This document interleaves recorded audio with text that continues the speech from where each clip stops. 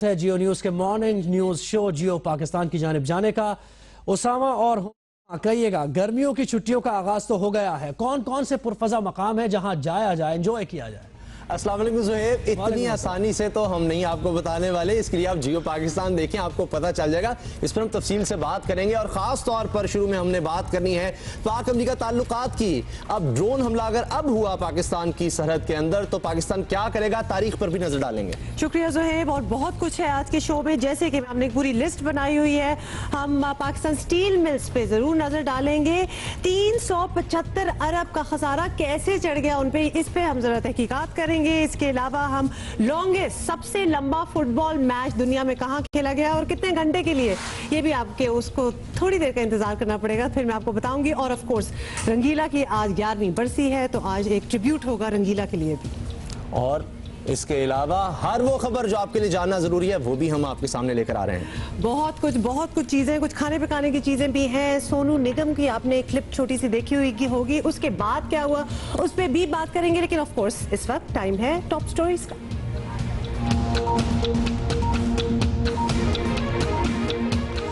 अमरीकी फौज के खिलाफ हमले या मनसूबाबंदी करने वालों को कहीं नहीं छोड़ेंगे, अमरीका ने वाज़ेह कर दिया। इस बार भी पाकिस्तान सिर्फ मकामी सतह का एहतजाज करके चुप हो गया तो अमरीका की ड्रोन पॉलिसी बदलने वाली नहीं।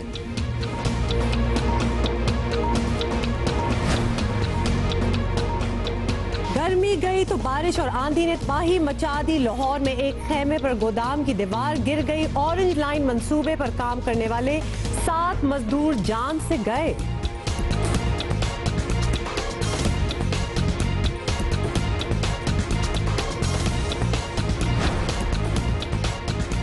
अरबों का खसारा कौन दूर करेगा, हजारों मुलाजमीन किसकी जिम्मेदारी है? पाकिस्तान स्टील मिल की हालत बदलना है या बंद करना है? बड़े फैसले करने का वक्त सर।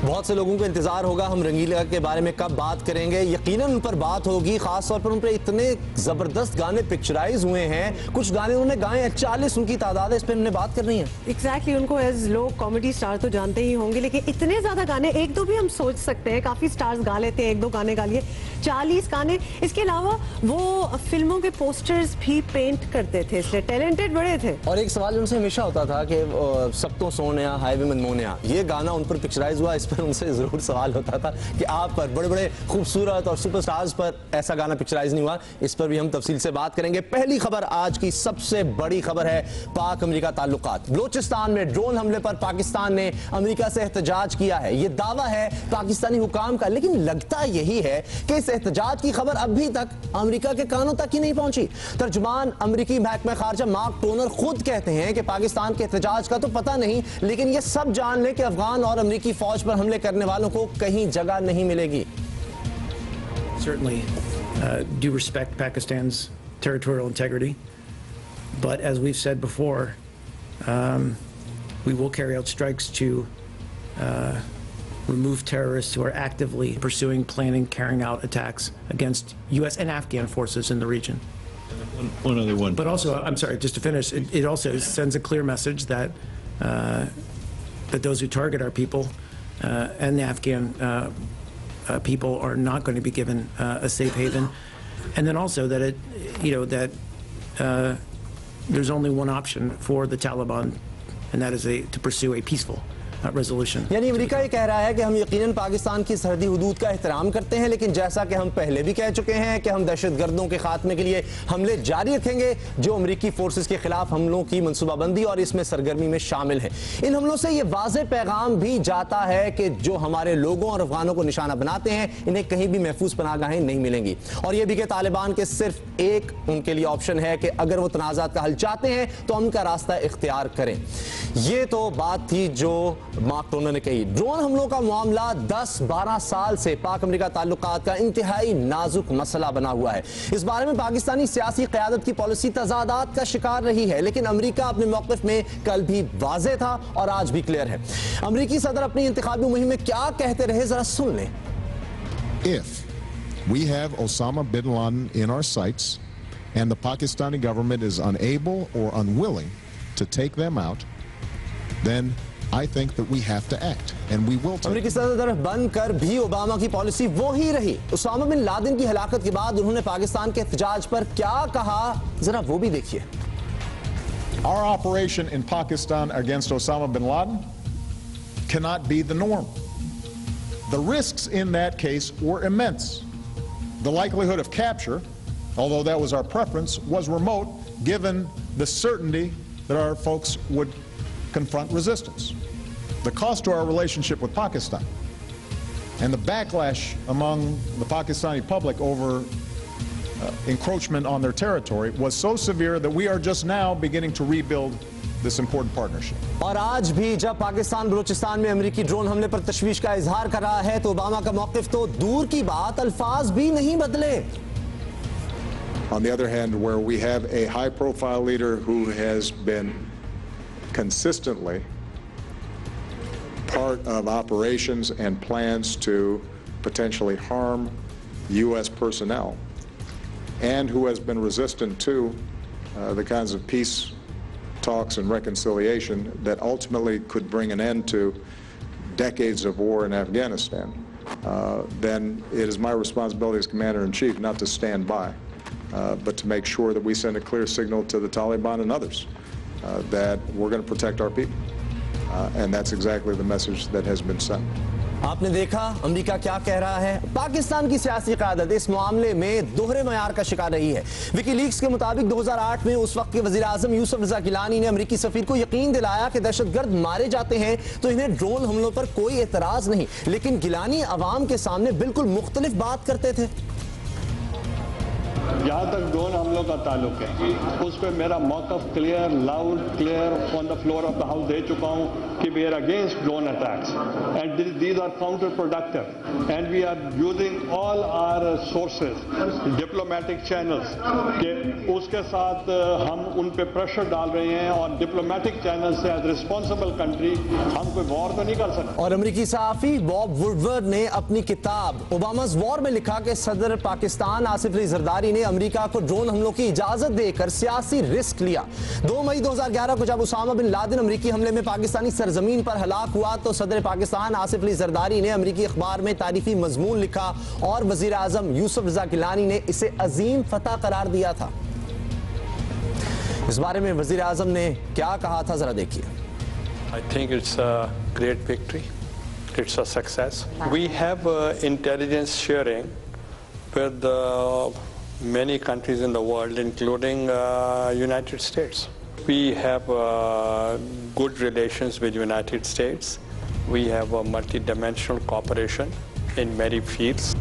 लेकिन जब अवामी रद्द अमल सामने आया तो पाकिस्तानी क़यादत ने एक बार फिर पैंतरा बदल लिया।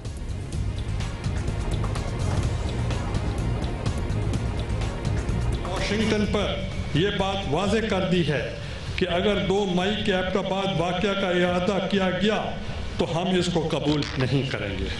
ड्रोन हमलों को रोकने के लिए हम सफारती सतह पर जो कोशिशें कर रहे हैं इंशाअल्लाह इनके मस्बत और खुशगवार असरात ज़रूर सामने आएंगे।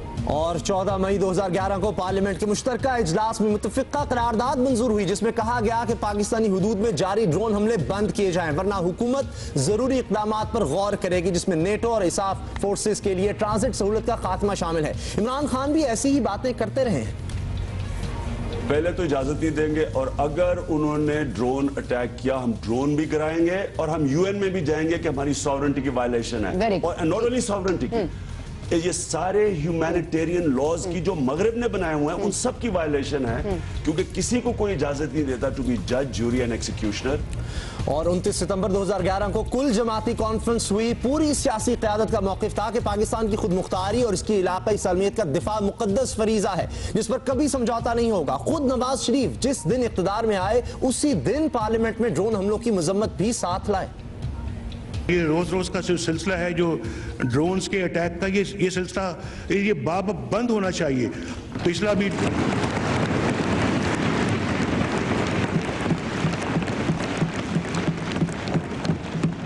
हम दूसरों की खुद मुख्तारी का एहतराम करते हैं लाजिम है दूसरों पर भी को हमारी खुद मुख्तारी का भी एहतराम करें। लेकिन हाल ये है कि जो ड्रोन हमले गुज़श्ता हुकूमतों के दौर में कबायली इलाकों में तक महदूद थे, अब बलूचिस्तान में भी होने लगे हैं और हुकूमत सिवाय तशवीश का इजहार करने के और कुछ नहीं कर सकी। ये भी एक तशवीश की बात है कि हुकूमत का आखिर अब मौक़िफ़ क्या होगा, हुकूमत क्या करेगी, सिवाय एहतजाज के और कोई चारा है। पहले भी हमने देखा है कि वज़ीर आज़म जो पहले रहे हैं, यूसुफ रज़ा किलानी हो, आसिफ अली ज़रदारी जो सदर रहे, कोई वाज़ेह पॉलिसी नहीं थी, अवाम के सामने तनकीद की जाती थी। लेकिन इसके बाद अमरीका को यह कहा जाता था कि अगर इसमें दहशतगर्द मारे जाते हैं तो हमें कोई एतराज़ नहीं। आज मियां नवाज शरीफ की पॉलिसी भी कुछ ऐसी ही लग रही है।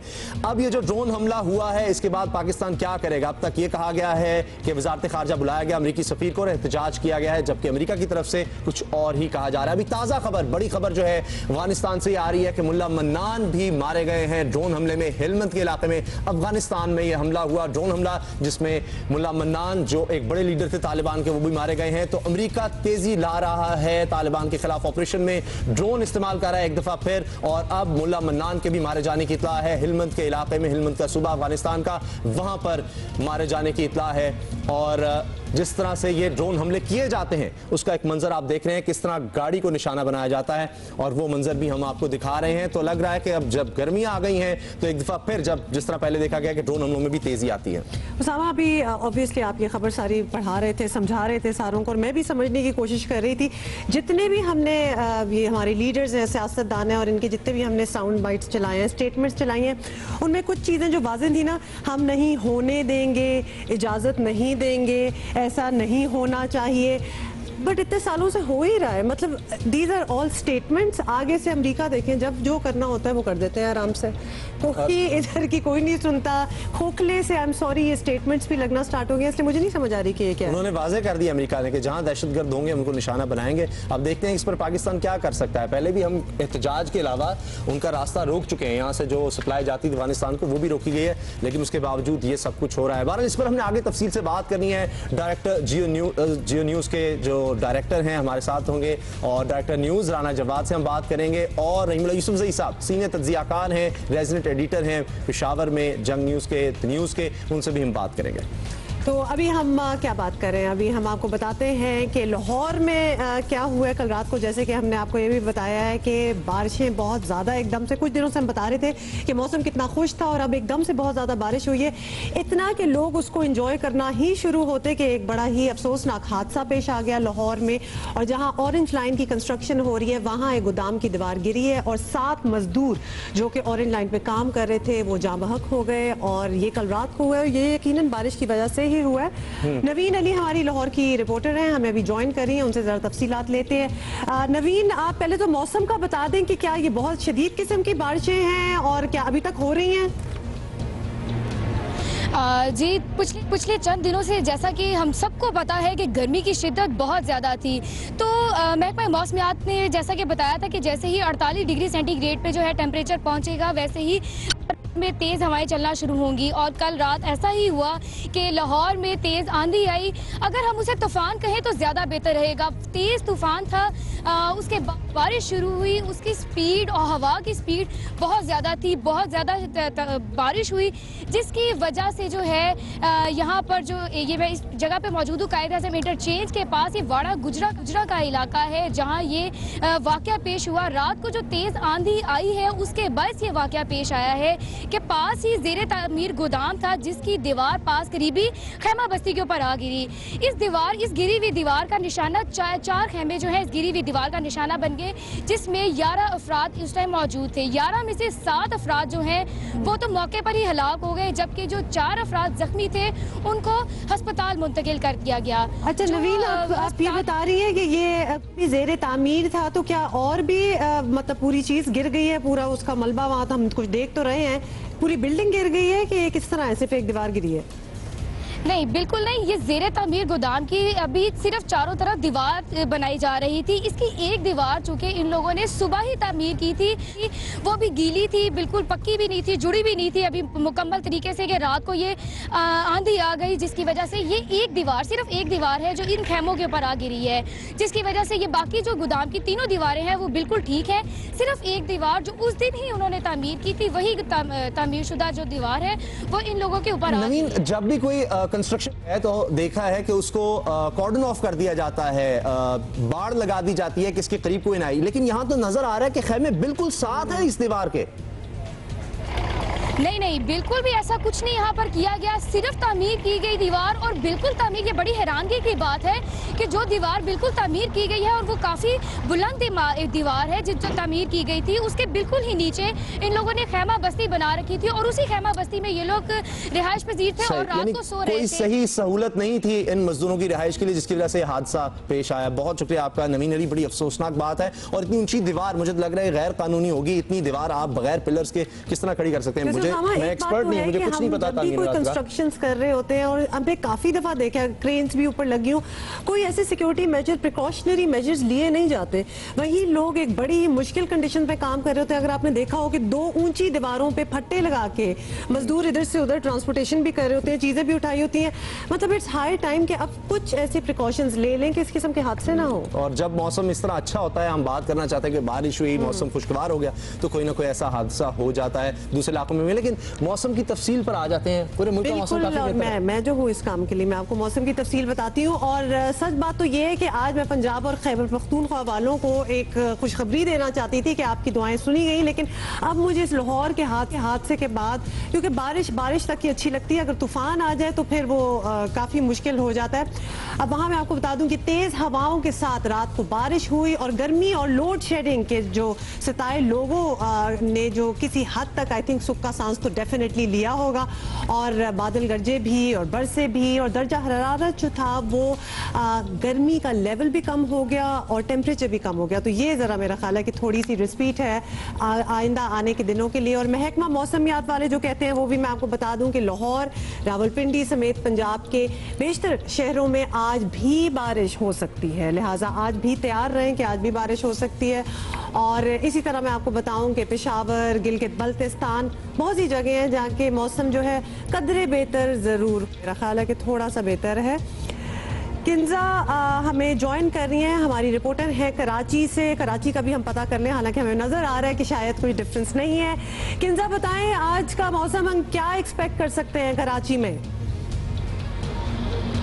कराची की बात की जाए तो कराची में गर्मी की शिद्दत में ग्रेजुअली कमी आ रही है। महकमा मौसमियात के मुताबिक अभी शहर का दर्जा हरारत 31 डिग्री सेंटीग्रेड रिकॉर्ड किया गया है, जबकि ज़्यादा से ज़्यादा 35 से 37 डिग्री सेंटीग्रेड तक जाने का इम्कान है। जबकि हवा में नमी का तनासुब काफ़ी ज़्यादा है, 68% रिकॉर्ड किया गया है, जिससे गर्मी की शिद्दत थोड़ी ज़्यादा महसूस होती है। लेकिन इस गर्म मौसम में जो एक रिलीफ फराम कर रहे हैं वो हवाएँ चलने का सिलसिला है। कराची में आजकल बहुत ही अच्छी हवाएँ चल रही हैं, समंदरी हवाएँ हैं जो 15 से 20 नॉटिकल माइल की रफ्तार से चल रही हैं। खुसूसन अगर शाम और रात में आप बाहर निकलें तो बहुत ही अच्छा मौसम होता है, खुशगवार मौसम लगता है और ऐसा बिल्कुल नहीं लगता है कि ये गर्मी की शामें हैं। कल भी मैं आउटिंग पे गई थी रात में, तो मेरा भी दिल कर रहा था कि मैं 2-3 घंटे खुले आसमान के नीचे थोड़ा गुजारूं ताकि वो हवाएं जो है। किंजा, आप हमें ये भी बता दें कि आप आउटिंग के लिए कहाँ गई थी ताकि हम कुछ आइडियाज़ अपने व्यूअर्स को भी दे दें। आउटिंग के लिए तो मैं घर के करीब जो पार्क था वहाँ गई थी। वैसे तो वो बिल्कुल सिंपल सा पार्क था, लेकिन जो हवा चल रही थी उससे इतना अच्छा महसूस हो रहा था कि दिल कर रहा था कि आप वहीं पर थोड़े 2-3 घंटे बैठ कर अब सिर्फ बातें करें। और लेकिन अगर बारिश की बात की जाए, जैसे पाकिस्तान के मुख्तलिफ शहरों में बारिश हो रही है, तो कराची में बारिश होने का फिलहाल कोई इम्कान नहीं है। हम सिर्फ दुआ ही कर सकते हैं कि अल्लाह जो है अब्र करम कराची वालों पर भी बरसाए और कराची वाले भी बारिश इंजॉय कर सकें। इंशाल्लाह, आमीन। थैंक यू किंजा, शुक्रिया। तब जाएं किसी छाँव वाली जगह पे, अब खड़ी हो क्योंकि काफ़ी देर से इंतज़ार भी कर रही थी। 68% ह्यूमिडिटी, जिससे हम काफ़ी घबराते हैं, लेकिन हवा चल रही है भाई।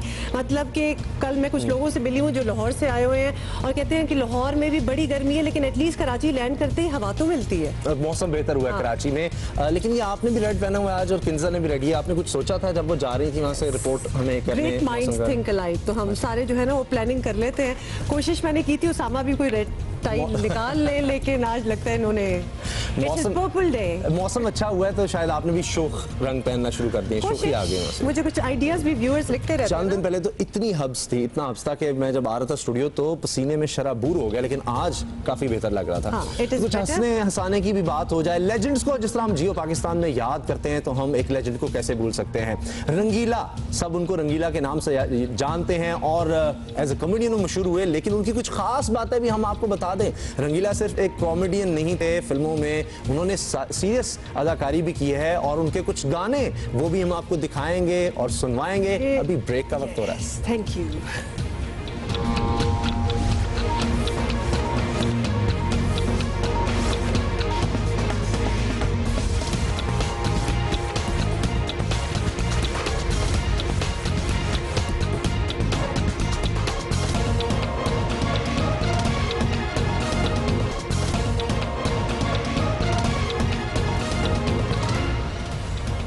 पाकिस्तान फिल्म इंडस्ट्री में हंसने हंसाने की बात आए तो रंगीला का नाम सबसे पहले ज़हन में आएगा, लेकिन ये बंदा सिर्फ एक मज़ाहिया अदाकार नहीं था। और ये क्या क्या थे मैं जरा आपको बताऊं कि हर फन मौला थे और शोबिस हाईवे मनमून है, वो भी गाना कौन भूल सकता है। लेकिन एक पाकिस्तान का मसला जिस पर हमने तफसील से बात करनी है, पाकिस्तान स्टील मिल, इतना बड़ा इदारा पाकिस्तान का और इतने ज्यादा खसारे में 1973 में बनाई गई, मकसद था कि बाहर से लोहा मंगवाने पर जो ज़र मुबादला खर्च होता है वो बच सके और अपने लोगों को नौकरियां भी मिल जाए। लेकिन हाल ये हुआ कि पाकिस्तान स्टील मिल तकरीबन तबाह हो चुकी है। गैस ना मिलने से भट्टियां ठंडी पड़ी हैं। पाकिस्तानी खजाने को 7 करोड़ रुपए रोज का नुकसान हो रहा है। नुकसान की रकम जमा की जाए तो 375 अरब रुपए बनते हैं। मैं दोबारा बता रहा हूं, 375 अरब रुपए। यकीन करें, माहिरीन कहते हैं कि अगर मिल चल भी पड़े और सालाना 4.25 अरब रुपए, यानी हर साल 4.25 अरब रुपए कमाना भी शुरू कर दे, तब भी उतरते इस खसारे को 100 साल लगेंगे। हैरत अंगेज तौर पर परवेज मुशर्रफ जैसे आमिर हुक्मरानों ने पाकिस्तान स्टील को ज्यादा बेहतर तरीके से चलाया, लेकिन पीपल्स पार्टी की नाकिस हिकमत अमली, बैड गवर्नेंस और आमदनी से ज्यादा अखराजात की पॉलिसी ने पाकिस्तान स्टील मिल को आखिरी सांसों तक पहुंचा दिया। पीपल्स पार्टी ने एक ऐसी मिल के लिए 5000 मुलाजमीन भर्ती किए जिसके पास अपने पुराने मुलाजमीन को तनख्वाह देने के लिए पैसे तो थे नहीं। वो पाकिस्तान स्टील मिल जो कभी पाकिस्तान के लिए मुनाफा कमाती थी, आज सफेद हादी बन चुकी है। सिंध हुकूमत की नाअहली अपनी जगह, लेकिन खुद पाकिस्तान स्टील के मुलाजमीन का भी बहुत कसूर है। मुलाजमीन गिरोहबंदी का शिकार हैं और अब ये इदारा आखिरी हिचकियां ले रहा है। नौबत यहां तक पहुंची है कि मुलाजमीन को 6 माह से तनख्वाहें नहीं मिली और हमेशा की तरह एक बार फिर ये तनख्वाहें कौमी खजाने से अदा की जाएंगी। आखिर कब तक हुकूमत इस तरह चलती रहेगी? और इसका कुछ ना कुछ तो इलाज हुकूमत को करना होगा। क्या होगा, किस हालात पैदा हुए? अशरफ खान जियो न्यूज़ के खुसूसी नुमाइंदे हैं, हमारे साथ स्टूडियो में हैं, इनसे हम बात करते हैं। अशरफ, बहुत शुक्रिया आपका, आप तशरीफ लाए हैं। सबसे पहला जो बड़ा सवाल हुमा और मैं डिस्कस कर रहे जब, ये नहीं समझ आ रही थी हमें, 375 अरब रुपए कैसे बन गए? मेरे से कहा भी नहीं जा रहा, 375 अरब रुपए। सबसे इंपॉर्टेंट चीज़ ये है कि 375 अरब को अगर हम अलग करें तो तकरीबन 200 अरब रुपए का खसारा है जो अब तक स्टील मिल को हो चुका है। 175 अरब रुपए की लायबिलिटी है। लायबिलिटी क्या है? स्वी गैस को गैस की बिल की मद में 41 अरब रुपए देने, वाटर बोर्ड को देने, के इलेक्ट्रिक को देने, सैलरी की मद में 45 करोड़ रुपए माहाना होते हैं। वो तकरीबन अगर आप 6 महीने के लगाएं तो आपके सामने आ जाएंगे 3 अरब रुपए ये बनते हैं। यानी ये अगर बंद भी रहेगी जी बिल्कुल जिस तरह है, 45 तनख्वाहों के ही बन जाएंगे और दीगर इसके अलावा। और इसके अलावा जो पेंशन के हैं, जो मुलाजमीन की पेंशन थे 55 अरब रुपए, वो भी इस भट्टी में झोंक दिए गए। अच्छा अशरफ, ये थोड़ा सा कंफ्यूजिंग हो गया। आई एम श्योर जो लोग देख रहे हैं वो भी ये जानना चाहेंगे कि ये इतनी नेक तमन्नाओं के साथ जो चीज स्टार्ट होगी, हम अपने लोगों को रोजगार देंगे एंड ऑल, अब यही मिल है जो खसारे में जा रही है। और भी तो इतनी स्टील मिल्स हैं, उनके साथ कुछ क्यों नहीं हुआ? इसी के साथ क्यों? जी, अगर हम देखें जो पाकिस्तान में दीगर स्टील इंडस्ट्री है वो बूम कर रही है इस वक्त। उसकी प्रोडक्शन देखें, 2-3 जो हैं प्राइवेट जिनका हम नाम नहीं ले सकते हैं, और 1.5 लाख टन उनकी माहाना उनकी प्रोडक्शन जो थी वो 3 लाख टन पे जा रहे हैं, क्योंकि पाकिस्तान इक्तिसादी राहदारी की बात हो रही है तो वहाँ पे प्रोडक्शन बढ़ाने की बात हो रही है। यहाँ पे अरबों कमा रहे हैं। लेकिन अगर हम यहाँ पे बात करें तो इनको इस हुकूमत ने,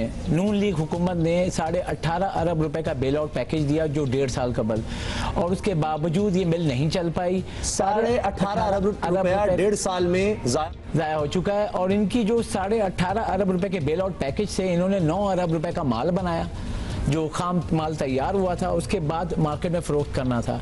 अब 13 प्रोडक्ट स्टील मिल बनाता है, उसमें से सिर्फ 3 प्रोडक्ट बनाई गई जो कि मार्केट में डिमांड ही नहीं है उसकी। अब हल क्या है? अब हल ये है कि जो मतलब फाइनेंशियल एडवाइजर की रिपोर्ट है जो हमारे पास इस वक्त मौजूद है, फाइनेंशियल एडवाइजर ने ये कहा है, जो पूरा स्टील मिल की जो प्रोडक्शन की देखी थी तो उसकी जो रिपोर्ट दी थी उसमें कहा था कि सबसे पहले अनचेक करप्शन, कि जो करप्शन हुई है, माल सस्ता क्यों फरोख्त हुआ, उसकी तहकीकात होनी चाहिए। अगर प्राइवेटाइजेशन कर दिया मसला हल हो जाएगा? अब इसको बंद होते हुए कौन खरीदेगा, ये एक बड़ा सवाल है। ये एक मुअम्मा है। क्या करेगी हुकूमत? कुछ ना कुछ तो हुकूमत को करना होगा। बहुत शुक्रिया आपका अशरफ खान, आप आए। इस पर हम आगे भी बात करते रहेंगे। इतना ये बड़ा मसला है कि हल होता नजर नहीं आ रहा। रिकॉर्ड की बात की थी हुमा ने जी, कौन सा रिकॉर्ड बन रहा है? ये भी एक रिकॉर्ड बन रहे हैं पाकिस्तान की तारीख में। इतना रिकॉर्ड 300 बलूचिस्तान में होने वाले ड्रोन हमले के बाद जिसमें मुल्ला अख्तर मंसूर तालिबान रहनुमा मारे गए, उसके बाद फिर ड्रोन हमलों का मामला उठ चुका है। अमेरिका का मौक़िफ़ वाज़ेह है कि दहशतगर्द जहां होंगे निशाना बनाया जाएगा। साथ ये भी कह देते हैं कि खुद मुख्तारी का एहतराम करते हैं पाकिस्तान की, लेकिन पाकिस्तान का मौक़िफ़ गैर वाज़ेह है। हमारे कुरानों को पता नहीं चलता कि उन्होंने पिछली दफ़ा क्या बयान दिया था। इसी बारे में हम बात करेंगे। राना जवाद साहब हमारे साथ हैं, डायरेक्टर न्यूज़ जियो न्यूज़, और रहीमुल्लाह यूसुफजई साहब से भी बात करेंगे, सीनियर तज्ज़ियाकार हैं। राना जवाद साहब, शाम को बहुत ज़्यादा फ्लो होता है खबरों का, ये खबरें भी इस तरह की शाम को आती हैं। आज हमने आपको सुबह इनवाइट कर लिया अपने प्रोग्राम में, आपको बुरा तो नहीं लगा? उसामा, मुझे नहीं बिल्कुल बुरा लगा। आप यकीन करें कि ये प्रोग्राम बहुत ज़बरदस्त जा रहा है। इतने तफरीही, मालूमाती, इतने इंटरेस्टिंग अंदाज में आप ये प्रोग्राम कंडक्ट करते हैं कि सुबह उठ के चाय पीते हुए देखने का मज़ा आ जाता है। मैं आपको बताऊं कि मैं कई दिनों से मुसलसल उठ के ना आपका प्रोग्राम देखने की कोशिश करता हूँ। एक तो राउंड अप मिलता है खबरों का, मज़े के लोगों से मुलाकात होती है, शायद अफरीदी मिलते हैं, राहत फ़तेह अली मिलते हैं, और लोग बड़े आए आपकी शो में, उनके साथ बड़ा मज़े की बातें आती हैं, तो एक बहुत अच्छा लगता है। सुबह सुबह उठ के ना एक फ्रेशनेस का एहसास होता है। आज ज़रा ये स्टोरी बड़ी है, हैवी स्टोरी है, क्योंकि इसके अंदर ज़रा अमेरिका पाकिस्तान के ताल्लुकात हैं। तो अब आप देख लें कि ये ज़रा शो हैवी हो गया है जी। इस पर हम आते हैं। पहले हम चाह रहे हैं कि रहीमुल्लाह साहब से गुफ्तगू आगाज करें। शुक्रिया बहुत बहुत राना जवाद साहब। बड़ी खुशी होती है जब पता चले ना कि वाकई इतने बड़े लोग और इतने इंटेलिजेंट लोग हमारा शो देख रहे हैं। लेकिन रहीमुल्लाह यूसुफजई से बात करते हैं। आपका भी खुशामदीद हमारे शो पे। अब ये ड्रोन हमलों के हमने काफी साउंड बाइट्स वगैरह भी दिखाए हैं शुरू के शो में। पॉलिसी जो है यूएस की, अमेरिका की पॉलिसी, उसमें बड़ा तसलसल है। बिल्कुल उनकी on the ground straight policy है, they are very clear about it. लेकिन अगर पाकिस्तान की पॉलिसी देखी जाए तो वो बिल्कुल अप्स एंड डाउन्स है, मैच नहीं करती है, एक दूसरे से कॉन्ट्रडिक्शन है। आप क्या कहेंगे इस पे? हाँ बिल्कुल, देखें पाकिस्तान तो एलानिया तौर पर इस बात को नहीं मानता कि पाकिस्तान ने अमेरिका को ये परमिशन दी है कि वो ड्रोन हमले करे। पाकिस्तान तो हर ड्रोन हमले के बाद एहतजाज करता है। तो मैं समझता हूँ कि ये जो पॉलिसी है, इसको पाकिस्तान को चाहिए कि वो एक ऐसी रियलिस्टिक पॉलिसी बनाए, क्योंकि अमेरिका तो ड्रोन हमले कर रहा है और करेगा, और पाकिस्तान का एहतजाज जो है उसका कोई मतलब नहीं है, कोई उसका फ़ायदा नहीं है। और आप देखें कि जनरल मुशर्रफ कहते हैं कि उन्होंने महदूद पैमाने पर अमेरिकियों को ड्रोन हमले करने की परमिशन दी थी। और ये ड्रोन हमले पहले फाटा में कबायली इलाकों में हो रहे थे, अक्सर साउथ वज़ीरिस्तान, नॉर्थ वज़ीरिस्तान, फिर वो पूरे कबायली इलाकों में फैल गए। हत्ता कि खैबर पख्तूनख्वा में भी एक ड्रोन हमला ज़िला हंगू में एक अफ़गान महाजर कैंप के ऊपर हुआ, और अब ये सिलसिला बलूचिस्तान भी फैल गया है, वहाँ पर पहला ड्रोन हमला हो गया है। जी रहीमुल्लाह साहब साथ रहे। राना जवाद साहब, आपने सुना रहीमुल्लाह साहब ने जो बात कही, अभी रात को जो बयान आते हैं वो भी बड़े अजीब है अमेरिका की तरफ से भी, कि हम एहतराम भी करते हैं खुद मुख्तारी का, लेकिन जहां भी दहशतगर्द होंगे उनको निशाना बनाया जाएगा। तो क्या करे पाकिस्तान? देखें, पाकिस्तान के पास तो चॉइसेस बहुत सिंपल हैं अगर करना चाहे। पहली बात यह है कि ऐसे लोगों की मौजूदगी पाकिस्तान में क्यों है, ये क्यों तसलसल के साथ जो ड्रोन हमले होते हैं उसमें वही लोग मारे जाते हैं जो कि आलमी सतह पे रिक्वायर्ड हैं, जिनके क्राइम्स की तफसील बड़ी तवील है। हमारी इंटरनल सिक्योरिटी का मैकेनिज़्म किधर है? जब तक हम अपने आप को इस मामले में मजबूत नहीं करेंगे उस वक्त तक ये हजीमत और ये इस तरह की इंसल्ट हमारी होती रहेगी। देखें, मुल्ला अख्तर मंसूर का पाकिस्तान में आना, अब इसके ऊपर मुख्तलिफ राय आ रही है कि क्या अमेरिका को उसको जहाँ से वो चला था वहाँ मारना चाहिए था, पाकिस्तान के अंदर इतना आके क्यों मारा। ये तो वो सवाल आता है जो हम उठाते रहेंगे, लेकिन असल जो आप उसामा पूछ रहे हैं उसका हाल एक ही है कि भाई इन लोगों से अपने मुल्क को पाक करो। यहाँ पे कोई ऐसे लोग नहीं होने चाहिए जो कि इंटरनेशनल क्राइम्स में इन्वॉल्व हैं या जिनका किसी और मुल्क से ताल्लुक है और यहाँ पे पनाह लेके बैठे हुए हैं। ये बड़ा वाज़ेह मैसेज है। सही, तो कुछ शिकायतें हमारे भी उस पर भी आते हैं। रहीमुल्लाह साहब, ये सवाल बड़ा अहम है कि अब पाकिस्तान के पास ऑप्शंस, पाकिस्तान क्या करे? अब पाकिस्तान क्या कर सकता है? जिस तरह राना जवाद साहब कह रहे हैं कि पाकिस्तान को इन दहशतगर्दों का खात्मा करना होगा, तो क्या हम ये समझें कि जब तक वो नहीं होता तो अमेरिका के पास हक है कि वो इस तरह से ड्रोन हमले करता रहे? और पाकिस्तान क्या करे कि पड़ोसी ममालिक से ताल्लुकात बेहतर हो सके, अमेरिका से ताल्लुकात बेहतर हो सके, अफगानिस्तान से, ईरान से, दीगर मुल्कों से? देखिए, पाकिस्तान मेरे ख्याल में हमें अमेरिका से ताल्लुकात को बेहतर बनाने की कोशिश कर रहा है, करेगा। पाकिस्तान ऐसा नहीं करेगा कि अमेरिका की खुलकर इस तरह मुखालफत करेगा, या पाकिस्तान कोई नए इत्तेहादी तो ढूंढ रहा है, लेकिन इस हालात में कोई मुतबादिल नहीं है अमेरिका का। चीन से ताल्लुकात बड़े अच्छे हैं, रूस से ताल्लुकात बेहतर बनाने की कोशिश हो रही है, लेकिन अमेरिका के साथ भी ताल्लुक। साहब आप हमारे साथ रहे, राना जवाद साहब भी डायरेक्टर न्यूज़ जी न्यूज़ हमारे साथ हैं। ये अहम मामला है, इस पर हम मजीद बात करेंगे। कुछ और सवाल आते हैं बहुत ही खास कि दीगर ममालिक में भी जाते रहे हैं मुल्ला अख्तर मंसूर, तो वहाँ क्यों नहीं अटैक किया गया? अफगानिस्तान से भी इतलात इस तरह की आती हैं। ये बात हम करेंगे। रहीमुल्लाह यूसुफजई साहब का हम शुक्रिया अदा कर देते हैं, लेकिन राना जवाद साहब हमारे साथ होंगे। अभी वक्त हो रहा है जियो हेडलाइंस का, उसके बाद मिलते हैं।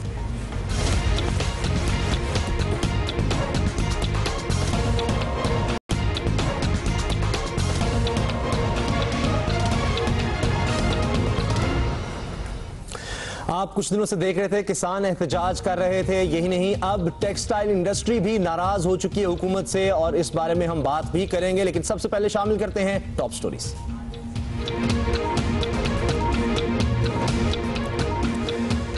बलूचिस्तान में अमेरिकी ड्रोन हमले पर पाकिस्तान का बाज़ाब्ता एहतजाज। वाशिंगटन में पाकिस्तानी सफारतखाने ने हमले को आलमी क़वानीन की खिलाफ वर्जी करार दे दिया। मामले में आलमी इदारों को लाकर देर पा हल मिल सकता है।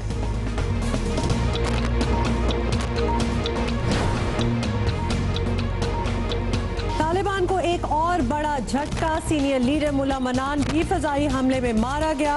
अफगान हुकाम की तस्दीक, दहशतगर्दी के खिलाफ जंग की बड़ी कामयाबी है।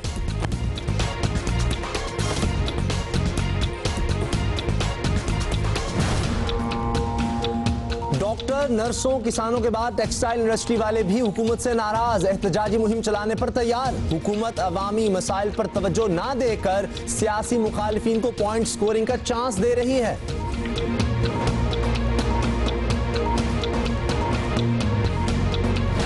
कल हो न हो। हाथ मिलाना चाहता हूँ आपसे। नाश्ता किया अंकल आपने?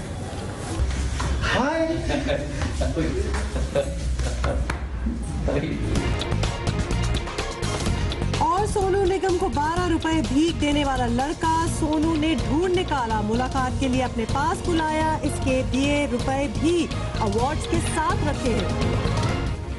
एक बड़ी खबर, अहम खबर है, ताज़ा खबर यह है कि स्टील मिल के मुलाजमीन को 2 महीने की तनख्वाह दे दी गई है।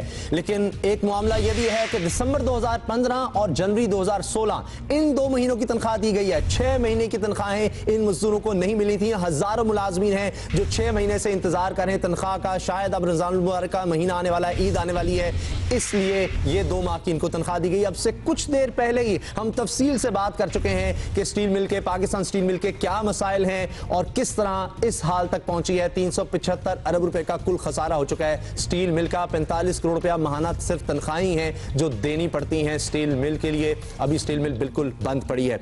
एक अहम खबर, पाक अमेरिका ताल्लुकात की, ड्रोन हमले हो रहे हैं। अब भी पाकिस्तान में बलूचिस्तान में ताज़ा हमला हुआ। अमेरिकी दारुल हुकूमत वाशिंगटन में कायम पाकिस्तानी सिफारत खाने ने बलूचिस्तान के इलाके में अमेरिकी ड्रोन हमले की बाज़ाब्ता मजम्मत की है। ताज़ा ये खबर है कि सिफारत खाने ने अपने बयान में ड्रोन हमलों को अक़वाम मुत्तहिदा के मंशूर के तहत आलमी क़वानीन की भी खुली खिलाफ वर्जी करार दिया है। साथ ये भी कहा कि ऐसे हमले पाकिस्तान की खुद मुख्तारी के भी खिलाफ हैं। हुकूमत पाकिस्तान समझती है कि ऐसे इक़दाम अफगानिस्तान में कामयाब और मुफाहमत के लिए भी नुकसानदेह होंगे। इसी बारे में हम बात कर रहे थे कुछ देर पहले ही डायरेक्टर न्यूज़ जियो न्यूज़ राना जवाद साहब से, इस्लामाबाद से हमें ज्वाइन कर रहे हैं। राना जवाद साहब, जिस तरह आपने पहले कहा कि इसका मुस्तकिल हल तो यही है कि पाकिस्तान से दहशतगर्दी का खात्मा हो, दहशतगर्द पाकिस्तान में ना हो, लेकिन पाकिस्तान की भी कुछ शिकायतें हैं। ये भी खबरें आ रही हैं कि मुल्ला मंसूर दूसरे इलाकों में भी जाते थे। अख्तर मंसूर सिर्फ पाकिस्तानी पासपोर्ट पे भी आया है, तो अफगानिस्तान में भी तो है दहशतगर्दी, पाकिस्तान की भी शिकायतें हैं, वहां से पाकिस्तान में दहशतगर्दी की जाती है, तो उसका क्या होगा? पाकिस्तान एहतजाज भी कर रहा है अक़वाम मुत्तहिदा में। बिल्कुल सही बात है कि पाकिस्तान इस बात पे एहतजाज करता रहा है। पाकिस्तान चाहता है कि अफगानिस्तान जो दहशतगर्दी वहाँ से पाकिस्तान में आ रही है वो ख़त्म हो, लेकिन उसामा बुनियादी बात फिर वही आती है कि हम किस बात पे झगड़े हैं। अगर तो हम इसको कॉन्स्पिरेसी थ्योरी मानते हैं कि मुल्ला अख्तर मंसूर को ड्रोन हमले में पाकिस्तान के अंदर 200 किलोमीटर अंदर आके मारना एक साजिश का हिस्सा है, तो फिर ये हमारी अपनी चॉइस है। लेकिन बुनियादी बात यह है कि हमें ये देखना है कि अगर वो आया पाकिस्तान के अंदर 200 किलोमीटर और उसने कोयटा से एक रेंटा कार भी बुक कराई थी और वहाँ से उसका सारा नेटवर्क चल रहा था, तो इसको हम रोकते क्यों नहीं? हम क्यों नहीं रोकने में कामयाब हुए? हम बिल्कुल ये सवाल उठा सकते हैं कि वो ईरान गया था, ईरान में क्यों नहीं मारा गया? लेकिन ये क्या सवाल है? सवाल ये है कि आपके मुल्क में आया था, क्या वो आपके मुल्क में गैर कानूनी तौर पे दाखिल हुआ था? आपके मुल्क का पासपोर्ट लेके फेरा था, पिछले 10 सालों से वो पासपोर्ट होल्डर है, आपके एयरपोर्ट से वो ट्रैवल करता रहा है, उसके बाद उसका एक मूवमेंट का पूरा एक ट्रैक आपके पास है। देखें उसामा, मैं फिर कहता हूँ कि ये बड़ी संजीदा सूरत हाल है। असल बात यह है कि अगर आप चाहते हैं कि ये सूरत हाल इस तरह की ना आए, तो पूरा नेटवर्क ट्रैक करें जो उसको फैसिलिटेट करता रहा है, उनको पकड़ के अदालत के सामने पेश करें, उनका ओपन ट्रायल करें, यही पाकिस्तानियों को भी और दुनिया को भी यकीन आए। यही अदरवाइज जो हमारे जी राना जवाद साहब, ये बड़ा अच्छा आपने तज्जिया पेश किया है कि सबको अब ये वाज़े हो रहा है कि अगर पाकिस्तान चाहता है कि ये मामला दुरुस्त हो जाए, ताल्लुकात बेहतर हो जाए, तो दहशतगर्दी का मुकम्मल पाकिस्तान से खात्मा होगा, फिर ये सब कुछ हो सकेगा। ये बताइए कि इस्लामाबाद में आप मौजूद हैं, क्या हो रहा है? पनामा लीक्स पर क्या अब किया जा रहा है? कमेटी तो अब बन गई है, अब क्या होने वाला है? देखिए, ये कमेटी जो है ना, इसके अंदर बहुत ही सारी रिप्रेजेंटेशन है। एमकेएम का झगड़ा चल रहा था, उन्होंने एमकेएम को भी डाल लिया और आफ्ताब शेरपाव साहब की पार्टी को अलग किया। अब क्या होगा कि अब ये बैठेंगे और पीपल्स पार्टी ने इंडिकेट किया है कि वो तमाम जो गवर्नमेंट ये चाहती है कि जो कर्जे माफ़ी वाले मामलात हैं वो भी बीच में आए, और उसके अलावा अपोजिशन ये चाहती है कि पनामा लीक्स में जो प्राइम मिनिस्टर का नाम है उस तहकीकात का आगाज़ हो। मेरा ख्याल है कि कन्वर्जेंस हो जाएगी, टीआरस बनेंगे, आगाज़ प्राइम मिनिस्टर से होगा, प्राइम मिनिस्टर की फैमिली से होगा, और उस टीआर में ये भी शामिल होगा कि जिन्होंने कर्जे माफ़ कराए हैं, जो बैंकों की दौलत लूटते रहे हैं, उनके खिलाफ भी एहतसाब का अमल शुरू हो।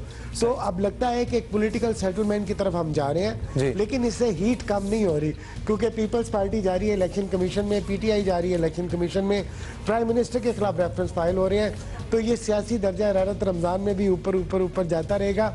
लेकिन पनामा लीक्स के ऊपर ये कम से कम पॉलिटिकल सेटलमेंट सामने आई है, एग्रीमेंट हो गया है कि अब आप तहकीकात करेंगे, उसके बाद टीआर बनेंगे, टीआर के नतीजे में जो तहकीकात होंगी उसके बाद आगे का। लेकिन सियासी गर्मा गर्मी कम नहीं होने वाली, क्योंकि इलेक्शन कमीशन के पास भी पार्टी चली गई है। बहुत शुक्रिया आपका राना जवाद साहब, आपने हमें टाइम दिया और आपके इस्लामाबाद होने का हमने फ़ायदा उठाया। आपसे सियासत के बारे में भी हमने पता कर लिया कि आइंदा क्या होने वाला है। सियासी गर्मा गर्मी जारी रहने वाली है, अगर चे कमेटी बन गई है, एक तरफ ये काम करती रहेगी, दूसरी तरफ बयानात भी चलते रहेंगे। बहुत शुक्रिया सर आपका, आपको आइंदा भी हम तकलीफ देते रहेंगे, अपने प्रोग्राम में बुलाते रहेंगे। बहुत शुक्रिया। एक और अहम बात जो हमने अभी टॉप स्टोरीज में भी हमने शामिल की और हुआ बेचैन है वो बात करने के लिए, सोनू निगम सबके सामने आ गए अचानक से, लेकिन कोई पहचान नहीं सका। सच्ची अगर मैं इधर ना होती ना, तो आपने बिल्कुल एक पॉलिटिकल बहस और एक डिबेट बना देनी थी। We need to lighten things up a little bit, खासतौर पे मतलब इतनी सुबह हम इतनी हैवी बातें नहीं कर सकते, तो लिहाजा मैं आपको खुश कर दूं कि सोनू निगम जो कि बहुत ही पॉपुलर सिंगर है बॉलीवुड के, वो कुछ दिन पहले बेस बदल के एक भिखारी का बेस लेके और वो सड़कों पर फिरे, किसी को भी नहीं पता चला कि वो कौन थे। उन्होंने बहुत लोगों से इसी तरह बातें की और एक बड़े यंग नौजवान लड़के ने उनको 12 रुपए भीख भी दी। उनको शायद उनका ये जेस्चर इतना अच्छा लगा कि ढूंढ निकाला उन्होंने उसे और अपने घर दावत पे बुलाया, खाना खिलाया और बड़ी बातें की और उनको 12 रुपए और वो उन्होंने 12 रुपए थे वो फ्रेम कराए हुए थे। अभी वो वही दिखा रहे थे जिसके पास उन्होंने लिखा हुआ अपने अवार्ड्स के साथ रखे हुए हैं। लेकिन ये सोशल एक्सपेरिमेंट्स बड़े ही जरूरी होते हैं, खास तौर पे इतने फेमस लोगों के लिए जिनका अदरवाइज मेरा ख्याल है कोई खास इंटरेक्शन आम आवाम के साथ तो नहीं होता होगा। यही एक तरीका है कि भेस बदलें और बैठ जाएं। और वो अपना बड़ा मकबूल गाना गा रहे थे वहां पर, हर घड़ी बदल रही है धूप जिंदगी। बहुत अच्छा गाना है। हर घड़ी यहाँ खबरें भी बदलती रहती हैं। अभी हमने स्टूडियो में भी एक बड़े अहम गेस्ट को बुलाया है। हमारे साथ मौजूद हैं आसिफ इनाम साहब, नायब चेयरमैन है एप्टमा के, all Pakistan textile mills association. ये भी हुकूमत से नाराज हैं। किसान तो एहतजाज कर रहे थे, कभी आप देखते हैं कि डॉक्टर्स नाराज हो जाते हैं, वो एहतजाज करते हैं। अब ये भी परेशान हैं, ये भी नाराज हैं, और इनकी नाराजगी कोई नई नहीं है, इसलिए हमने इनको यहाँ पर बुलाया है। बहुत शुक्रिया सर, आप तशरीफ लाए। टेक्सटाइल पाकिस्तान का सबसे बड़ा सेक्टर, सबसे ज्यादा एक्सपोर्ट्स पाकिस्तान की, पाकिस्तान सबसे ज्यादा कमाता यहाँ से है, करोड़ों लोग इससे वाबस्ता हैं, मजदूर जिनकी रोजी यहाँ से है। फिर क्या हो गया, आप भी हड़ताल की तरफ जा रहे हैं, नाराज हो गए हैं, ऐसा क्या किया? के शिकायत क्या है? सबसे बड़ी हमारी शिकायत है कॉस्ट ऑफ डूइंग बिजनेस, जो एनर्जी और इनोवेटिव टैक्सेस लगा के तकरीबन टेक्सटाइल की सनत को तबाह किया गया। हुकूमत कहती है मजबूर है, हम तो कोशिश कर रहे हैं कि 2018 तक लोड शेडिंग का खात्मा करें। इसमें सिर्फ लोड शेडिंग नहीं है, इसमें कॉस्ट ऑफ डूइंग बिजनेस है। जब हमें $100 के तेल पे 488 रुपए की गैस मिलती थी, उसके बाद आज तेल जो है वो $45-46 है, वो 600 हो गई, उस पर टैक्स लगा दिया गया। वो पहले 13 रुपए, फिर 50 रुपए, फिर 100 रुपए, फिर 200 रुपए। तो जो $100 के तेल पे हमें 488 की गैस मिलती थी, वो आज 45 पे हमें 800 की मिलेगी। तो हमारे यहाँ इम्पोर्ट ही होंगी चीज़ें, हम तो नहीं बना सकते। और ये सिर्फ टेक्सटाइल की प्रॉब्लम नहीं है, इंडस्ट्री की ओवरऑल प्रॉब्लम यही है। सिवाय हेविली प्रोटेक्टेड 3-4 इंडस्ट्रियों के, तमाम इंडस्ट्री किसान भी एहतजाज में कह रहे थे कि बिजली हमें अगर सस्ती मिले तो फिर हम काम कर सकते हैं। आपका भी इस तरह का मसला है, मेन रीजन आपकी ये है, तो फिर क्या करें? अब जो बिजली बनी महंगी रही है, तो आपको सस्ती तो हुकूमत कहेगी कि हम नहीं दे सकते। देखिए, इसमें जहाँ तक गैस की हद तक ताल्लुक है, ये इंडिजिनस हमारी गैस थी। इसके अंदर जो वेलहेड प्राइस है वो ओगरा डिटरमिन करती है। ओगरा के डिटर्मिनेशन के बाद जो है वो गवर्नमेंट का डिस्क्रिप्शन होता है कि वो किस सेक्टर को कितनी प्राइसिंग एलोकेट करे। अगर आप डोमेस्टिक को सब्सिडी दिए जाएंगे और इंडस्ट्री पे उसका लोड डालते जाएंगे तो इंडस्ट्री खत्म हो जाएगी, तो फिर आप किससे सब्सिडी लेंगे? अच्छा आसिफ साहब, एक तासुर है, ये कहा जाता है कि एन बजट से पहले बहुत सी इंडस्ट्रीज जो होती हैं वो प्रोटेस्ट करना स्टार्ट हो जाती हैं, एहतजाज करना स्टार्ट हो जाती हैं, और एक दबाव होता है एक इन सेंस हुकूमत पे कि वो उनकी जो भी डिमांड्स हैं वो पूरी करें। इसके बारे में आप क्या? हमारे डायलॉग तो तकरीबन कोई 2 साल से चल रहे हैं। अच्छा। और पिछले साल कपड़े की जो ग्रे क्लॉथ की एक्सपोर्ट है वो 42% गिरी, और हर चीज़ की जो एक्सपोर्ट है वो 1-1.5 साल से गिरे चली गई। हमारी गवर्नमेंट ने कहा कि जी टेक्सटाइल जो है वो हमारी लीस्ट प्रायोरिटी है, अब हम दूसरे अच्छे काम करेंगे। तो टेक्सटाइल का शेयर तकरीबन जो है वो 53% था, वो घट के बढ़ के 55 हो गया, 57 हो गया, और अभी कल से लेटेस्ट जो अप्रैल है उसमें 60 हो गया, क्योंकि बाकी चीज़ें उससे ज़्यादा तेज़ी से गिर गई। जी आसिफ इनाम साहब, आपकी जो परेशानी है यकीनन अब हुकूमत तक पहुंच गई होगी, लेकिन इसके साथ साथ किसान भी परेशान हैं। उन्होंने भी एहतजाज किया, लेकिन फिर एहतजाज खत्म हो गया। हमारे साथ हैं पाकिस्तान किसान इत्तेहाद के सरबराह खालिद महमूद खोकर, उनसे हम बात करते हैं। खालिद महमूद साहब, क्या मसला है आपका कि जब आप सड़कों पर आते हैं तब बाज़ाहिर लगता है कि कुछ देर बाद वो हल हो जाता है, लेकिन अब एक तीसरा धड़ा सामने आ गया है, ये हो क्या रहा है? किस तरह मसाइल हल होंगे आपके? ये धड़ेबंदी करना तो मुनासिब नहीं। मेरी एक अलग जमात है हमारी, उसमें कोई धड़ा नहीं है, कोई कुछ नहीं, कोई तफरीक नहीं है। हम अपने ज़राअत की बेहतरी के लिए, पाकिस्तान की बेहतरी के लिए, पाकिस्तान को सरसब्ज़ देखने के लिए कोशां हैं। हमारी ये है कि इंडिया से ट्रेड, एग्रीकल्चर ट्रेड बंद की जाए, ज़रूरी मदाखिल पर GST ख़त्म की जाए, हमारे खालिस दूध से सनतकार का पानी महंगा है, हमारे गन्ने का शुगर मिल वाले उनको अदायगी नहीं करते। हमने आलू बेचा 2 रुपये किलो, आप शहरी खरीद रहे हैं 30 रुपये किलो। हमने टमाटर बेचा 2 रुपये किलो, आप खरीद रहे हैं 25 रुपये किलो। अच्छा, ये एक बात है महमूद साहब, ये भी बताएं कि वजीर आजम ने अभी हाल ही में किसान पैकेज का ऐलान किया था, और उन्होंने ये भी कहा था कि ये बहुत ही अच्छा है, बड़ी इसकी तारीफें हुई थी, इससे किसान को कोई फायदा नहीं हुआ। देखें जी, 341 अरब कहा गया है। अगर वजीर आजम साहब से मैं गुजारिश करता हूँ कि इतने उन्होंने इश्तिहार दिए उस पैकेज के लिए, एक इश्तिहार और दे दें जिसमें यह कहे कि हमने इस चीज़ पे खर्च किया है।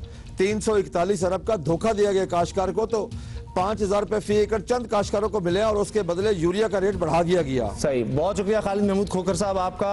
यानी हर एक की परेशानी अपनी जगह है, हल क्या देखते हैं आप? किसानों से तो हमने बात की है, वो अपनी जगह परेशान है। आसिफ इनाम साहब, हल क्या है और आपको क्या लगता है कि कब तक हो सकता है फौरी तौर पर ये हुकूमत कर दे जो आपकी डिमांड्स हैं, जो हुकूमत कर सके? जी, हमारा जो प्रॉब्लम है वो ये है कि हमें टैक्सेस ने दबा की है। अगर आप जो एनर्जी इनोवेटिव हम पे टैक्सेस लगाए गए वो रिवर्स कर दें, आज कोई प्रॉब्लम नहीं है। ठीक है, बस दैट्स इट। दैट्स सिंपल कि जो हम पे 3 साल में ओवर टैक्सेशन की गई है in the form of energy and other, वो रिवर्स कर दें, we don't have a problem. ये तो लगता है कि अगर ऐसा हो सके तो बहुत ही अच्छा हो जाएगा। आसिफ इनाम साहब, आप तशरीफ लाए, नायब चेयरमैन एप्टमा, बहुत शुक्रिया आपका। हम उम्मीद करते हैं आपके मसाइल हल होंगे और पाकिस्तान जो इतना पैसा कमा रहा था, सबसे ज्यादा पैसे पाकिस्तान टेक्सटाइल इंडस्ट्री की वजह से कमाता था, इस एक्सपोर्ट की वजह से कमाता था। अब पाकिस्तान को नुकसान हो रहा है आहिस्ता आहिस्ता, और ये बहुत परेशान कुन बात है कि दीगर जो ममालिक हैं वो हमारा शेयर लेकर जा रहे हैं। तो इस पर हुकूमत को बहुत ज्यादा, और इससे ज्यादा अफसोस की बात यह है कि हर सेक्टर को कोई ना कोई शिकायत जरूर है। अभी ऑब्वियसली हमने ये इंडस्ट्रियलिस्ट है, इनसे बात की है, किसानों से बात की है, यंग डॉक्टर्स की हम कुछ दिन पहले बात कर रहे थे, नर्सेस का तो एक वो मसला चला ही हुआ है। इसलिए ये बड़ी अफसोसनाक बात है और हुकूमत को डेफिनेटली अपने पर्सनल इश्यूज से निकल के, जो कि पैनामा पेपर्स टाइप हैं, उन पे भी तवज्जो देनी चाहिए। और आप ये सब परेशानी सुन के थोड़े परेशान हो रहे होंगे, इसलिए हम रंगीला की बात करेंगे। आज हम उनको ट्रिब्यूट दे रहे हैं जियो पाकिस्तान में। कुछ उनके डायलॉग्स जो आपने देखे, कुछ टीजर में हमने आपको दिखाए हैं, इनके कई डायलॉग्स बड़े मशहूर हुए। जिस तरह से उन्होंने वो डायलॉग अदा किए, बहुत ही जबरदस्त था। और वो सीरियस अदाकारी जो है, संजीदा अदाकारी भी कमाल करते हैं। उसामा भी पहले मुझे बता रहे थे कि ये जब बॉडी बिल्डिंग करते थे रंगीला, तो उसमें उनको पता चला while he was doing body building कि वो कॉमेडी अच्छी कर सकते हैं, क्योंकि जब वो जाते थे और बड़े पोज वगैरह करते थे तो लोग हंसना स्टार्ट हो जाते थे। नो वंडर इनको देखो इन अ गुड सेंस तो हंसी आती है, कॉमेडी खुशी सी होती है। अच्छा, हम ब्रेक लेने वाले हैं, लेकिन उससे पहले मैं आपको बता दूं कि खुर्रम दस्तगीर खान साहब जो विफाकी वजीर हैं, खुर्रम दस्तगीर, उनसे हमने राब्ता करने की कोशिश की, क्योंकि अभी नायब चेयरमैन एप्टमा के हमारे साथ मौजूद थे। जो उन्होंने परेशानी बताई है कि टैक्सेस सिर्फ हमारे कम कर दें, जो एनर्जी पर हमारे टैक्स लग रहे हैं वो कम कर दें, टेक्सटाइल इंडस्ट्री दोबारा से अपने पैरों पर खड़ी हो जाएगी, बहुत अच्छा काम करेगी। इस पर हम चाह रहे थे उनसे बात कर सकें, लेकिन राब्ता नहीं हो सका, तो कोशिश करेंगे फिर कभी उनका मौका भी सामने आ जाए, क्योंकि जियो पाकिस्तान में हम सिर्फ एक नहीं, दोनों की बात सामने लाना चाहते हैं। तो हमारी कोशिश तो थी उनसे बात हो जाए, लेकिन नहीं हो सकी। अभी ब्रेक ले रहे हैं, इसके बाद हम मिलते हैं आपसे।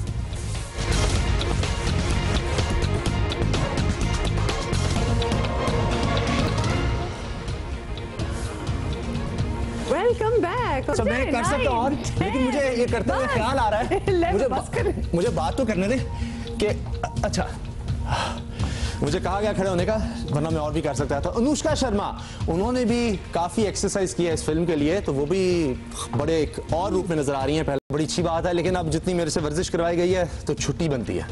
छुट्टी तो बिल्कुल बनती है, इसका मतलब ये नहीं कि मतलब अब अभी उठ के भाग जाए, अभी पानी शानी पिए, जरा कुछ सांस ले।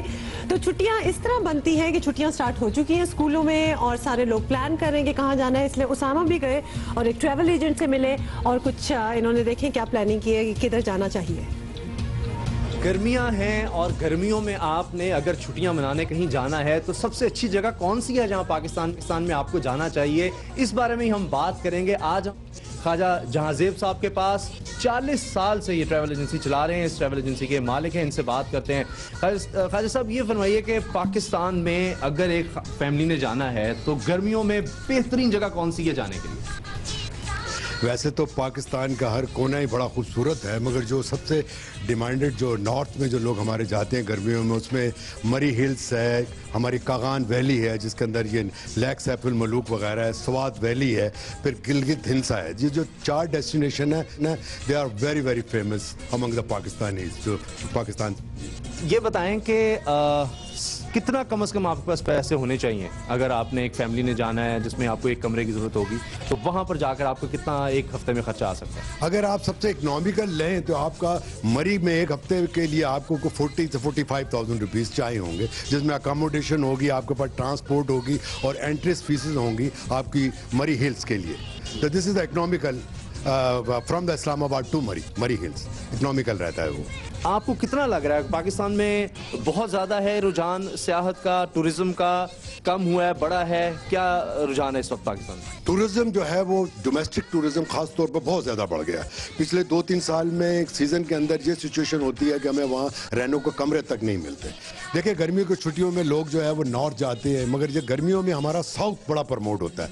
साउथ में हम साउथ पंजाब है, हमारा भावलपुर है, हमारा चोलिस्तान है, और इसमें हम गर्मियों की छुट्टियों में हम जो है वो सिंध को बड़ा प्रमोट करते हैं। ये मकली, चुकंडी, मोहनजोदारो, नौकोट, उमरकोट, यानी सिंध जो है वो हमारा गर्मियों में एक बड़ा विजिटिंग पॉइंट है। अब जैसे गोरख हिल है, गोरख हिल में लोगों ने बहुत ज़्यादा जाना शुरू कर दिया, वो भी हमारा सिंध में वाक़ है।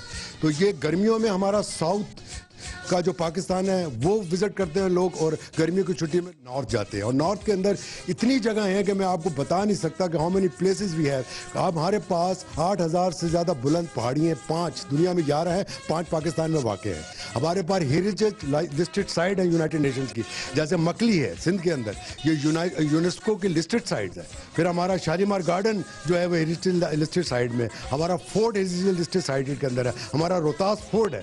तो पाकिस्तान जो है वो इतना रिच है टूरिज्म में, मगर मैं सिर्फ यही रिक्वेस्ट करता हूँ कि गवर्नमेंट भी रियलाइज़ करे कि हाउ इम्पोर्टेंट टूरिज्म, और हम चाहते हैं कि टूरिज्म अथॉरिटी बनाई जाए जिसमें प्रोफेशनल्स लोग हों जो कि सेंट्रल लेवल पे टूरिज्म सब्जेक्ट पर काम कर सकें। जहांजेब साहब, बहुत शुक्रिया आपका, आपसे बात करके तो मेरा भी दिल कर रहा है कि अभी बैग बांधूं और फौरन जो है ना नॉर्दर्न एरियाज में मैं निकल जाऊं। लेकिन यह है कि जिस तरह पूरी दुनिया में कई मुल्क ऐसे हैं जिनका सबसे ज़्यादा जो कमाई का जरिया वो टूरिज्म है, तो पाकिस्तान में भी इस पर फोकस करना चाहिए। तो फिर इस तरह से हम आपसे मिलेंगे किसी और मौजू पर, इस तरह से दिलचस्प मौजू। तो आप अगर जा सकते हैं, आपके पास वसाइल हैं, तो ज़रूर गर्मियों में आप पाकिस्तान के नॉर्दर्न एरियाज़ को विजिट करें और वहाँ पर जाएँ अपनी फैमिली के साथ। तो यकीनन आपको बहुत मज़ा आएगा और आप भी देखेंगे कि पाकिस्तान जैसा मुल्क पूरी दुनिया में और कहीं नहीं।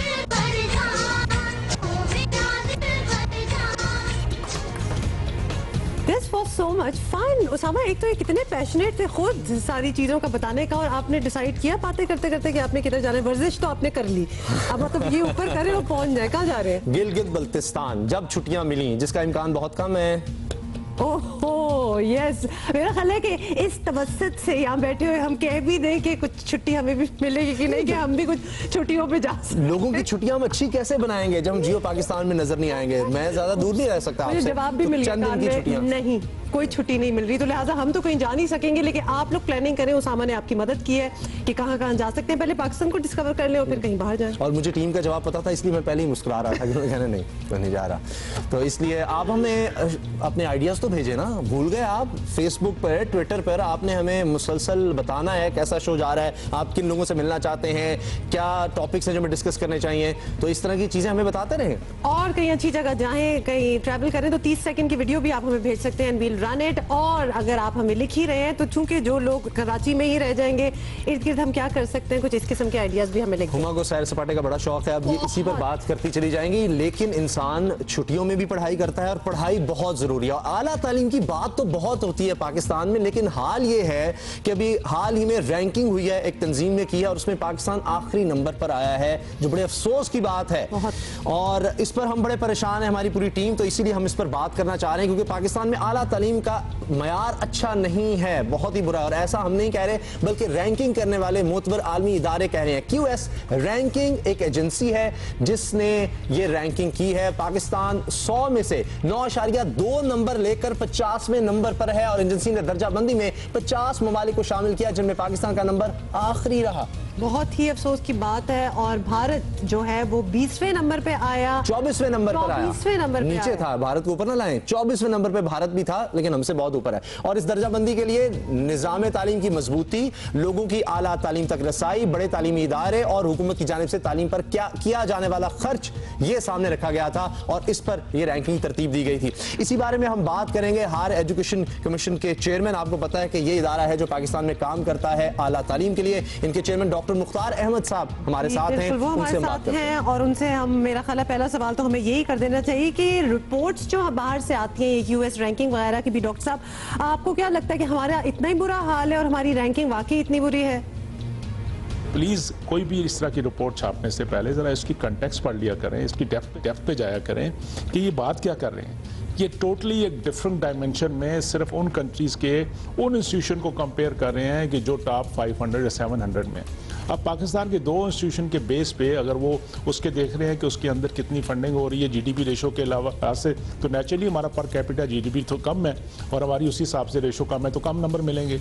इसी तरह कितने अदारे आपके उसमें टॉप 500 में आते हैं, तो हमारे तो सिर्फ 2 हैं इन 50 अदारों के अंदर के मुकाबले में।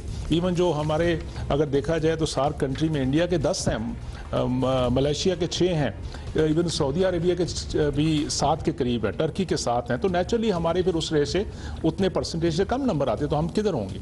तो इसका ये कहीं भी मतलब नहीं है कि ये क्वालिटी ऑफ एजुकेशन को कर रहे हैं। ये देख रहे हैं कि जो उन्होंने रैंकिंग की थी उसमें टॉप रैंकिंग में कितने अदारे हैं किस मुल्क के, उसका GDP कितना है, उसकी कितनी पॉपुलेशन है जो स्कूल यूनिवर्सिटियों में नहीं जा रही और कितनी इनको मिल रही है। तो डॉक्टर जो बजट है क्या वो सही तरह खर्च किया जाता है? परवेज मुशर्रफ के दौर में हमने देखा कि इस पर तवज्जो दी गई थी, मौजूदा दौर तवज्जो दे रही है आला तालीम पर? देखिए, अगर दुनिया से मुकाबले करते हैं तो अभी still it is long way to go. आपका टैक्स टू GDP रेशो देख लें और फिर हमारी टोटल एलोकेशन बजट पे देख लें तो उस हिसाब से तो हम बहुत पीछे हैं दुनिया से अभी भी। लेकिन जो हमें हायर एजुकेशन सेक्टर में गवर्नमेंट की तरफ से सपोर्ट मिल रही है वो माशाल्लाह बेहतर हो रही है। और पिछले 3 साल में कम से कम मैं गारंटी कह सकता हूँ कि किसी तालीमी इदारे हमारे हायर एजुकेशन इंस्टीट्यूशन को फाइनेंशियल क्राइसिस नहीं हुए, किसी की सैलरी नहीं लिखी, किसी नए प्रोजेक्ट आए, स्कॉलरशिप की बहुत सी नई स्कीमें शुरू की हैं। तो डॉक्टर साहब, आपका कहना ये भी है कि यूनिवर्सिटीज को माली मुश्किलात का सामना है। अब कुछ अर्सा पहले हमने ये भी देखा कि कुछ यूनिवर्सिटीज को तो इतनी मुश्किलात है कि वो अपने स्टाफ की तनख्वाहें भी नहीं दे सके।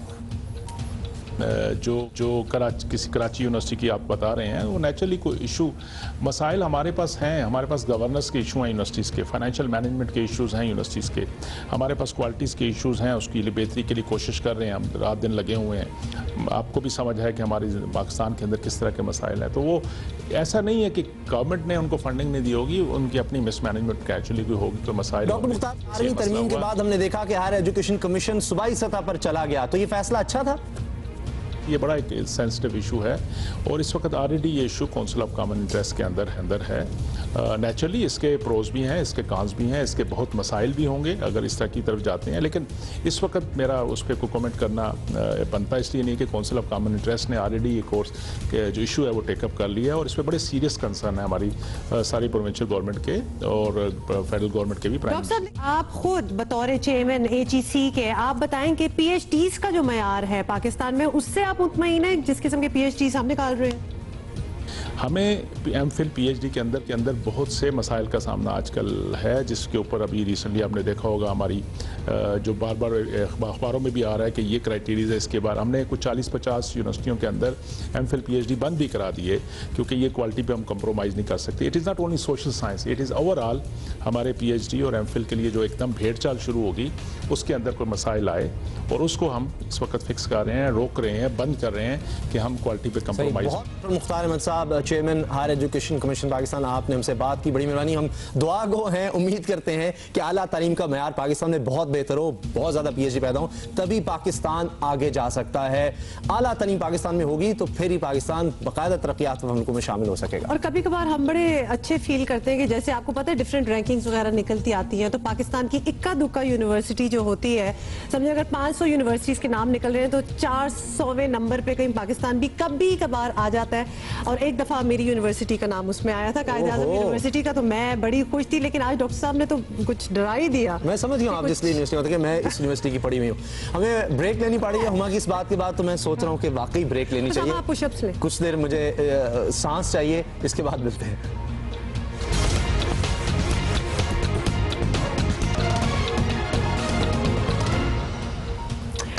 कुछ खाने पीने की भी बात हो जाए, हालांकि कोई इतनी इलेबरेट बात नहीं होने वाली। उसामा अपने पुशअप्स करके बहुत शदीद किस्म के एनर्जेटिक हुए हैं आज शो में। अब अदरक ऐसी चीज़ है जिसके बारे में ऑफ कोर्स हमारी हर डिश में डलती है, पाकिस्तानियों की हर डिश में डलती है, बड़े मज़े की लगती है, लेकिन शायद हम समझते हैं उसकी खुशबू और थोड़ा सा फ्लेवर के लिए बहुत अच्छा है, लेकिन उसके बड़े फ़ायदे भी होते हैं। पता था आपको? यकीनन ये तो पता था कि कुछ ना कुछ फ़ायदे होते हैं, लेकिन क्या होते हैं अब देख लेता हूँ। अदरक माइग्रेन में आराम पहुंचाती है, गैस और सीने की जलन दूर करती है, नज़ला जुकाम का कुदरती इलाज है, दिल की बीमारियों से बचाती है।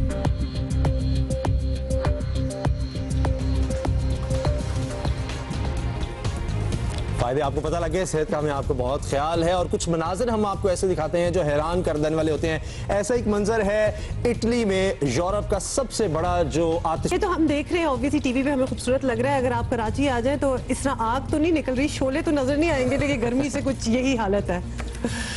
और हम जाने से पहले आपको कोई दिलचस्प चीज मजीद दिखा दें। कराटे करते बच्चे आपने बहुत देखे होंगे, लेकिन कुछ ऐसे बच्चे जिनका दिल ही ना कर रहा हो, उनको जबरदस्ती आप मेरे जैसे ये वो बच्चे हैं ना। आप किस तरह कह रही हैं कि आप कराटे नहीं करना चाहते? ये बच्चे नहीं करना चाहते।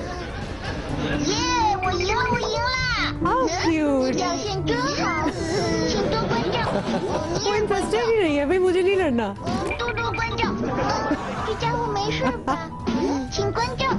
साहब ये बच्चे रिमाइंड मी ऑफ मी। अच्छा, बिल्कुल लड़ाई नहीं करनी चाहिए और इसी तरह कराटे करो, कुछ भी स्पोर्ट करो, डू एनीथिंग। आपको अपना नहीं, कई दहाइयां पहले आपको अपना बचपन याद आ गया, आप ये क्लियर करें। कोई दहाइयों की बात नहीं हो रही, आई एम जस्ट उठाना ही पड़ा है बच्चों को। मेरा ख्याल है वो थक गए थे। Very cute, very cute. अच्छा, ये ऐसी चीज है जो कि ऑब्वियसली आप you can do it at home. लड़ाइयाँ फिड़ाई नहीं करनी। उसामा मुझे जल्दी से बताना स्टार्ट हो गए थे कि कराटे और जूडो में क्या फर्क होता है। But we are not doing that. अच्छा, वहाँ जाएंगे तो हमने करना, लेकिन आपने काम करना है। हमें लिखते रहिए, अपनी आरा से हमें आगाह करते रहिए। और अभी देखिए जियो हेडलाइंस और आपसे मुलाकात होगी कल। ऑलरेडी